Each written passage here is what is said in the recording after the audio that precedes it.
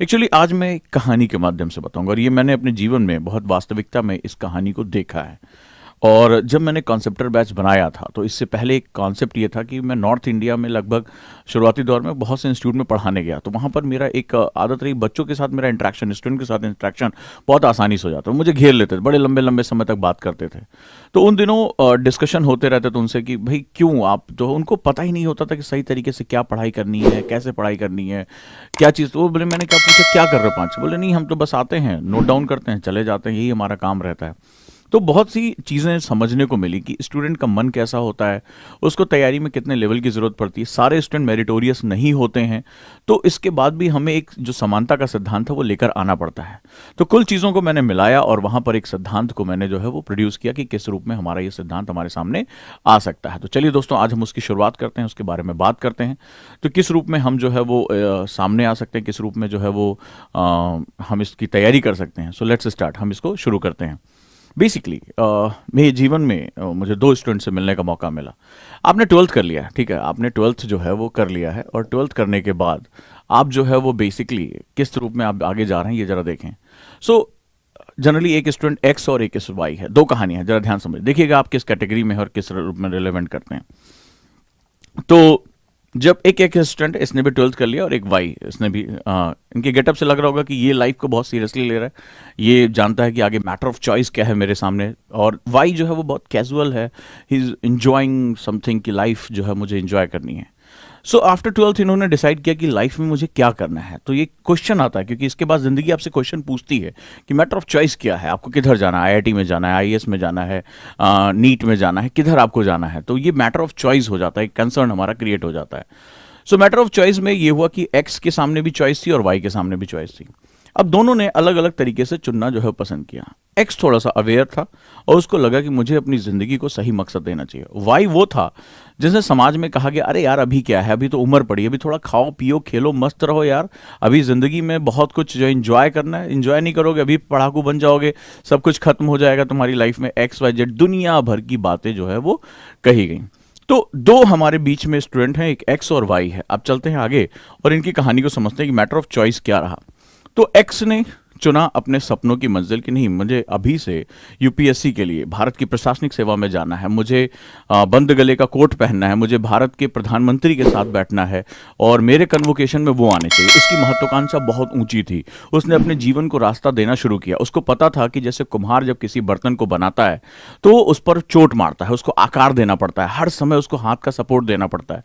तो उसने समझा कि 12वीं के बाद ये मस्ती करने का टाइम नहीं है। अगर मुझे अपनी ज़िंदगी को बनाना है, जब मेरे पास पावर आ जाएगी, पैसा आ जाएगा, सुरक्षा आ जाएगी, तो मस्ती करने का मजा ही अलग होगा। अभी आपने देखा कि जो आईएएस टॉपर इरा सिंघल, उनके इंस्टाग्राम पे आप जाएंगे तो आजकल वो पेरिस में घूम रही हैं, नए साल का पेरिस का जश्न। एक मध्यवर्गीय परिवार, एक जरा जो 30,000 35,000 रुपए पाने वाला व्यक्ति, उससे कहो जरा तुम पेरिस में जो है वो मजा करके आओ, टूर करके आओ, और पूरी लग्जरी सुविधाओं के साथ।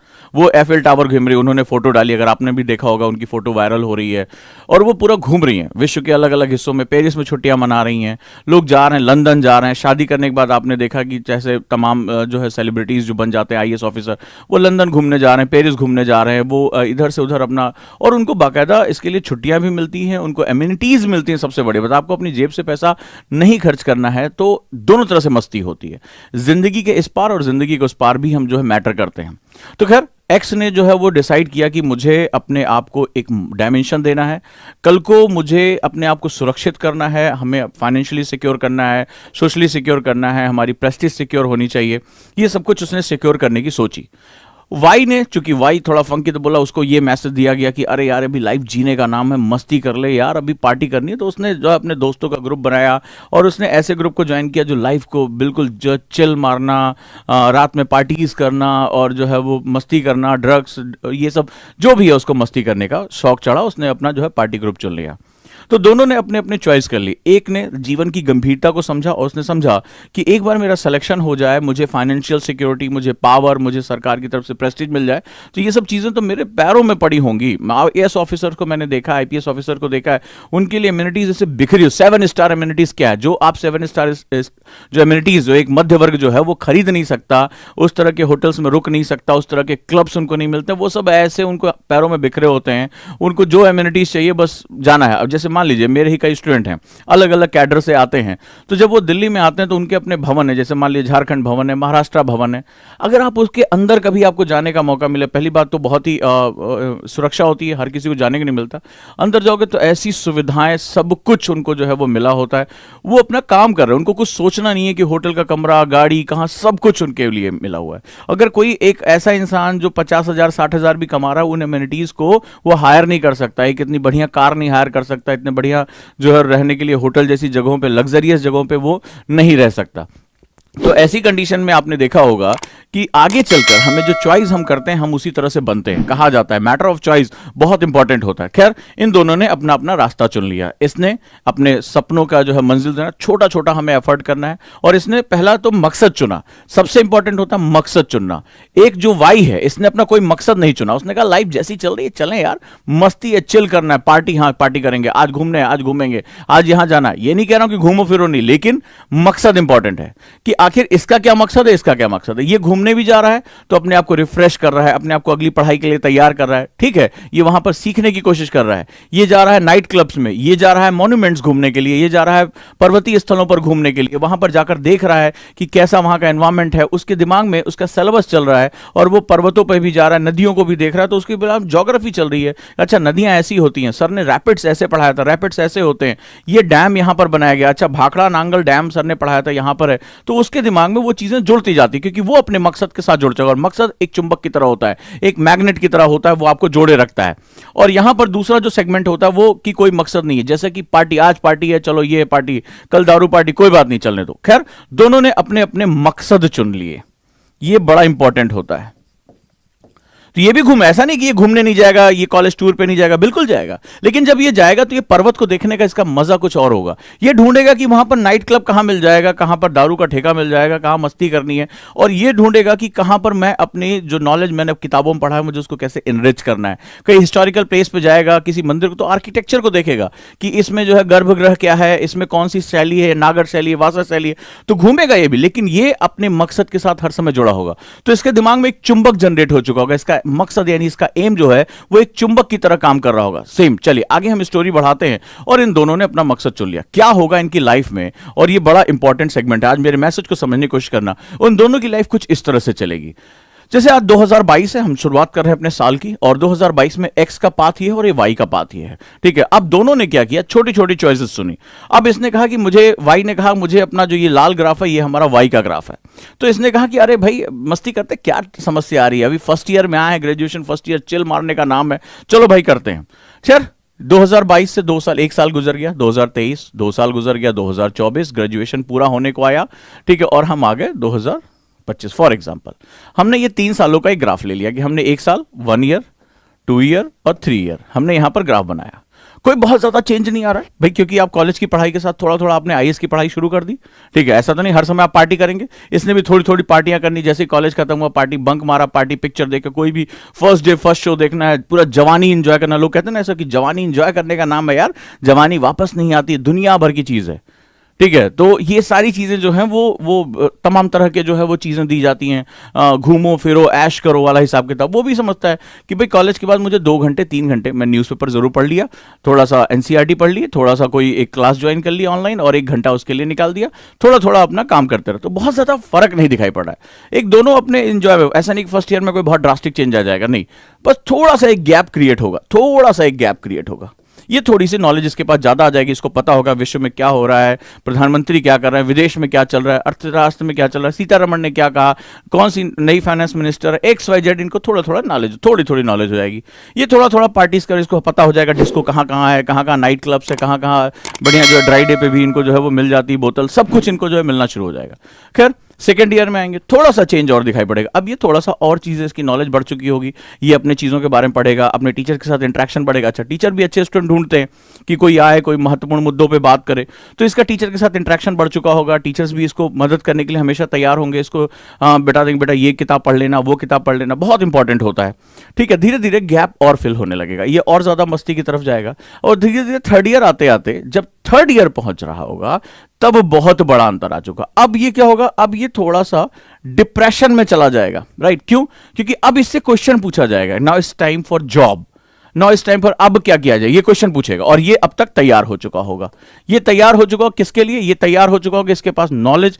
अब इसकी ग्रोथ स्पष्ट दिखाई पड़ेगी, ये इसका एक्सपोनेंशियल ग्राफ यहां पर आएगा। शुरुआत में इसमें कोई बहुत ज्यादा फर्क नहीं आएगा, राइट? अगर यहां देखोगे तो कोई बहुत ज्यादा फर्क यहां नहीं दिखाई पड़ रहा है। अरे ये इसका मजाक उड़ाएगा, अरे यार तू पढ़ाकू टाइप का बना रहता है, लाइफ को जी ले, दोबारा जिंदगी जीने का मौका नहीं मिलेगा। शायद वो भूल जाता है कि आईएएस ऑफिसर को ना पूरे भारत भ्रमण के लिए भी सरकार पैसा देती है, ठीक है? पूरे दुनिया में घूमने के लिए, पढ़ने के लिए सरकार पैसा देती है। वो सरकार के पैसे पे ऐश कर रहे हैं यार। उनको ना गाड़ी की चिंता, ना बंगले की चिंता। इतने बड़े बंगले में रहते हैं, जितनी सोसाइटी में 1000 परिवार रहते हैं, उतने बड़े बंगले में तो एक ऑफिसर रहता है। एक एक आदमी के पीछे 14 से 15 नौकर होते हैं। ना उन्हें अपना कपड़ा धोना, ना अपनी गाड़ी चलानी, ना अपनी फाइलें रखनी, कुछ नहीं। एक एक आदमी के पीछे इतनी इतनी सहूलियत मिलती है। तो वो भूल जाते हैं कि उस पार जब आप अपने आप को प्रिपेयर करते हैं तब क्या हमें मिलने जा रहा है। That is very important. ये एक बहुत ही इंपॉर्टेंट कॉन्सेप्ट है जिसको समझने की आप कोशिश करिएगा। जब आप आगे पढ़ेंगे, इसको कंपाउंडिंग कहते हैं। जब आप छोटे छोटे एफर्ट कर, ज्यादा नहीं, सिर्फ 2-3 घंटे, इसने भी 2 से 3 घंटे पार्टी की, मस्ती की, इसने 2 से 3 घंटे पढ़ाई की और अपने फोकस रहा, कोई बात नहीं है। इसने लाइफ को समझा कि भाई जब लाइफ में कुछ बन जाएंगे तब हम कुछ करेंगे। So this is the change. वहां पर जब ये क्वेश्चन पूछा जाएगा ना, अब क्या करोगे, अब इसको समझ में नहीं आ रहा। पोस्ट ग्रेजुएशन के लिए भी मुझे मान लो किसी अच्छे कॉलेज में जाना, एंट्रेंस देना पड़ेगा या कोई कंपटीशन देना। पापा पूछेंगे बेटा अब इसके बाद क्या, ग्रेजुएशन तक तो पाल लिया तुम्हें, अब इसके बाद क्या करोगे, नौकरी क्या करोगे, शादी तुम्हारी कैसे होगी। अब ये क्वेश्चन पूछा जाएगा इससे। जब ये क्वेश्चन इससे पूछा जाएगा तब इसके मन में घबराहट आएगी, तब इसका पास्ट इसको लौट कर आएगा। अरे यार उस समय मस्ती नहीं की होती। आपने देखा होगा कई लोगों का, आपने सुना, ये मैंने बहुत प्रैक्टिकली कई बच्चों पे इसको जो है वो आजमाया है, देखा है। आप मानते हो उस समय लगता है यार, पीछे से रिग्रेट आता, काश यार पार्टी नहीं की होती, काश यार उन दोस्तों से दूर रहते, काश यार इसके साथ चले गए होते जैसे ये कर रहा है। और जब इससे क्वेश्चन पूछा जाएगा तुम क्या करोगे, बोला कि यस 21 साल हो रही है, मेरा बिल्कुल तय है, ठीक है, मेरा बिल्कुल तय है, मैं जा रहा हूं अपने आप को रिफाइन करने के लिए, मैं जो है यूपीएससी का अटेम्प्ट दूंगा और इसको बिल्कुल तय है। तो और ये पीछे से अपना कंपाउंडिंग कर चुका है, ये 1 या 2 अटेम्प्ट में बहुत आसानी से अपने आप को प्रिपेयर करके निकाल ले जाएगा। जब तक ये सोचेगा भी, मान लो इसको देखे देखे इसने कहा अच्छा मैं भी यूपीएससी करूंगा, आईएएस में बड़ी ताकत होती है, दुनिया भर की बात, लेकिन इसमें और इसमें बहुत बड़ा फर्क आ चुका होगा। इसको इस तक पहुंचने के लिए ये गैप फुल करना पड़ेगा। आप जरा ध्यान से समझना, ये गैप इसको जो है पूरा देखना पड़ेगा, इस गैप को पूरा करना पड़ेगा और इस गैप में इसके बहुत से साल लग जाएंगे, ठीक है। अगर ये बहुत मेहनत भी करता है तो 4 to 5 ईयर्स अपने खा जाएगा, क्योंकि वो यहां है। हम जिंदगी में इस तरह के ग्राफ नहीं देखते, हमें जिंदगी डे टू डे दिखाई पड़ती है, हमें जिंदगी चलते हुए दिखाई पड़ती है। लेकिन एग्जैक्टली में जब दोनों के बीच का अंतर देखोगे तो ये यूपीएससी की तरफ होगा और बहुत बड़ा गैप क्रिएट हो चुका होगा। शायद ये कभी इस गैप को फिल नहीं कर पाएगा और मीडियोकर जिंदगी, समझौते वाली जिंदगी जीने के लिए मजबूर हो जाएगा। भाग्यशाली है, पिता का कोई बिजनेस है, कारोबार है, उसमें शामिल हो गया, तब तो खैर कोई बात नहीं, ये चल जाएगा। लेकिन मैंने बहुत अच्छे लोगों को देखा है जो तैयारी करते थे, आगे चलकर उनका नहीं हुआ, जो तैयारी बहुत बाद में तैयारी करने आए, पहले उन्होंने खूब मौज मस्ती की, पिक्चरें देखी, और जब वो आए तो उन्होंने पिता के कारोबार में, जब उनके पास कोई विकल्प नहीं रहा, लेकिन बहुत ही बेमन से, मतलब 5-6 साल निकलने के बाद उनको रिग्रेट रहती है, शाम को वो जरूर जो है वो पैग लेके बैठ जाते हैं, यार हमारी जिंदगी में कोई चैन नहीं है, कोई आराम नहीं है, तुम लोग का अच्छा है यार। या किसी आईएएस वाले से पूछते हैं यार तुम लोग का बढ़िया है यार, तुम लोगों को तो बहुत एमिनिटीज मिल जाती है, तुम फॉरेन भी घूम लेते हो, हमें बिल्कुल भी जो है काम जो है ऐसे लोगों के साथ दिन भर चिड़चिड़ करनी पड़ती है, पैसे के लिए झिकझिक करनी पड़ती है। मतलब they are not happy in every way. वो पिता का बिजनेस भी संभालना तो हैप्पी नहीं, क्योंकि वो उनका काम नहीं है, उन्होंने कुछ बनाया नहीं है। और जो व्यक्ति होता है जिसने खुद अपना करियर डेवलप किया है, अपनी बनाई गई चीज पे इंसान को हमेशा गर्व होता है, किसी की दी हुई चीज पर आप गर्व नहीं कर सकते। ये बहुत संसार का शाश्वत नियम है, शाश्वत नियम है। इसीलिए आपने देखा होगा कि पिता जो है बड़ा कारोबारी है, एक्टर है, या जाना माना व्यक्ति, जरूरी नहीं है कि पुत्र या पुत्री भी उतने ही सक्सेसफुल हो जाए, क्योंकि उस व्यक्ति ने खुद को झोंक कर बनाया। मान लीजिए महानायक अमिताभ बच्चन साहब हैं, तो उन्होंने सड़कों पर वो सोए भी, वो रिजेक्ट भी किए गए, उन्होंने संघर्ष किया पूरे जीवन भर, तब उन्होंने महानायक के रूप में अपने आप को स्थापित किया। पर कोई ऐसी गारंटी नहीं है कि उनका पुत्र या पुत्री भी जो है उसी तरह से सफल हो सके। इसी तरह सचिन तेंदुलकर साहब पूरे जीवन भर संघर्ष किया, पूरे जीवन भर प्रैक्टिस की, एक ही काम करते रहे, तकलीफों से गुजरे, लेकिन इसकी कोई गारंटी नहीं है कि उनका बेटा या उनकी बेटी भी उसी रूप में सफल हो जाएं। ये बहुत ही महत्वपूर्ण होता है। व्यक्ति अपनी उपलब्धियां खुद अर्जित करता है, उसको खुद एक्वायर करता है, अपनी मेहनत से एक्वायर करता है, और अपनी चीज पर इंसान को हमेशा गर्व होता है, याद रखिए।